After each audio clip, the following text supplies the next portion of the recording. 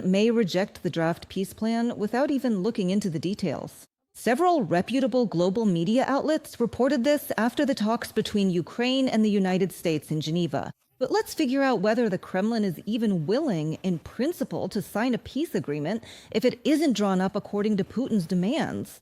What is the dictator really after? And can you trust someone who has spent years undermining any agreements? Every time, Putin has used negotiations as a tool for pressure, not as a path to real and lasting peace. And even though the Kremlin speaks quite favorably about Trump's 28-point peace plan, many fear that, in reality, the Russians aren't ready to accept even that. For example, analysts at the Institute for the Study of War believe that Putin's officials will endlessly haggle and demand amendments to any document. This is exactly what happened during the negotiations in Istanbul and while preparing for the summit in Budapest. The Russian Foreign Ministry voiced such unrealistic demands that the meeting, which Trump had announced several times, simply had to be canceled. The reason for this tactic is simple. Putin is not seeking peace. His goal is to buy time and continue wiping Ukrainian cities and villages off the map.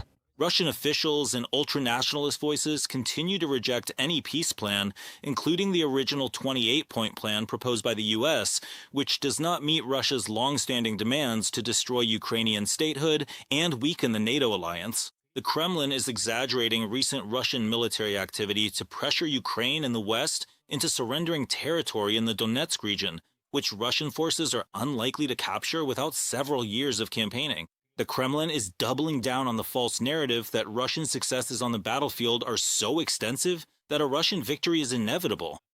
From a report by the Institute for the Study of War. Minor advances on the front have cost Russia hundreds of thousands of casualties. But for Putin, that was enough to abandon any compromises in diplomacy. This is also reported by the Washington Post. Now, the Kremlin is not betting on quick breakthroughs, but on wearing down Ukraine and weakening support for Kyiv from its partners. Even less than 1% of Ukrainian territory captured by the Russian army over the year was enough for Putin to decide that the aggression should continue and that negotiations are not in his interest. Putin is not fighting for villages in Ukraine. He is not fighting for territory in Ukraine, not even for rare earths in Ukraine. He is fighting for a much bigger outcome. He wants, above all, for the United States and Europe to recognize that Russia has its own exclusive sphere of influence, into which the United States and Europe are forbidden to interfere. It's not about territory. Everything depends on how long Ukrainians are willing to fight. That's why his goal is to crush their will to resist. From a publication by the Washington Post. Ukraine will never recognize the territories temporarily occupied by the aggressor as Russian, will not allow anyone to dictate which alliances it can join, and will not accept any restrictions on the size of its armed forces. These are the red lines that Kyiv has always stated at any meetings and negotiations. The United States understands this, and that's why they aren't setting any strict deadlines, contrary to what some media outlets have reported. According to U.S. Secretary of State Mark Rubio, the document remains, I quote, alive and breathing, and continues to be amended as the negotiation process moves forward. President Donald Trump also stated this aboard his plane.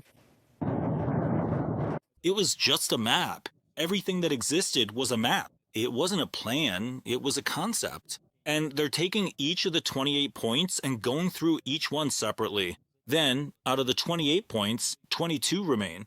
And many of those have already been resolved, and in fact, resolved quite favorably. Let's see what happens next. At the same time, many in the U.S. Congress are convinced that pressure on Russia through sanctions should remain a key tool in talks with Moscow. Yes, negotiations are very important, but without economic and financial pressure on the Kremlin, any agreements will be largely ineffective. After all, Putin always sees any concession as a sign of weakness. The senators have no doubt that the current draft peace plan could be a chance for a just end to the war. But in their view, it is Congress that should be the body to assess whether the document truly includes mechanisms capable of preventing renewed Russian aggression. There will be no peace as long as Putin believes he is in control of the situation. He will insist on capitulation, not peace. The U.S. and the rest of the world still have plenty of trump cards they haven't played against Putin's Russia. I hope that we will soon be able to achieve an honest and just peace. But if Putin continues to reject a ceasefire, compromise peace proposals, and insists on capitulation, then the United States and the rest of the world will have to start playing their cards differently. Lindsey Graham, U.S. Senator, on social network X. Despite all diplomatic efforts, Russia is not showing any willingness for peace, and Ukraine still needs significant support from its partners. This was stated by Ukrainian President Volodymyr Zelenskyy during an online meeting with members of the Coalition of the Willing. He called on allies to develop a scenario for deploying deterrence forces in Ukraine and to continue supporting Kyiv until Moscow is ready to end this war. Russia's war against Ukraine is not over yet. Russia kills our people on the front lines every day and strikes our cities and our energy infrastructure daily. That is why, while diplomatic efforts to end this war continue, it is important for our partners not to forget that Ukraine still needs sufficient defense support, security support, and support for our resilience. And this is needed every day. But even if we assume that Moscow agrees to sign a peace agreement, experience shows that Russia always violates agreements and can come up with any pretext for escalation. That is why the issue of long-term security guarantees for Ukraine is so urgent right now. NATO Secretary General Mark Rutte also spoke about this. According to him, it is important to ensure conditions under which the Kremlin will have neither the opportunity nor the desire to launch another attack. At the same time, the aggressor country should have neither a say nor, even more so, a veto right regarding who can be a member of the North Atlantic Alliance. It is important that after a peace agreement is reached, Putin never tries to attack Ukraine again. And he won't if he knows that devastating consequences await him should he try to invade Ukraine again after a prolonged ceasefire, or even better, after a peace agreement is reached. Mark Rutte, Secretary General of NATO, in an interview with Radio Liberty. During Putin's years in power, Moscow has repeatedly interfered in the affairs of other countries. These have included both military interventions and hybrid operations. And the Kremlin has always found excuses. Every time, they talked about imaginary threats and tried to present their actions as forced.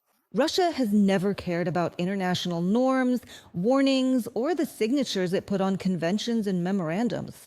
That is exactly why real security guarantees and ongoing support from partners are so important for Ukraine. In these circumstances, only a combination of diplomacy, defense assistance, and pressure on the aggressor can create a sustainable defense for the country.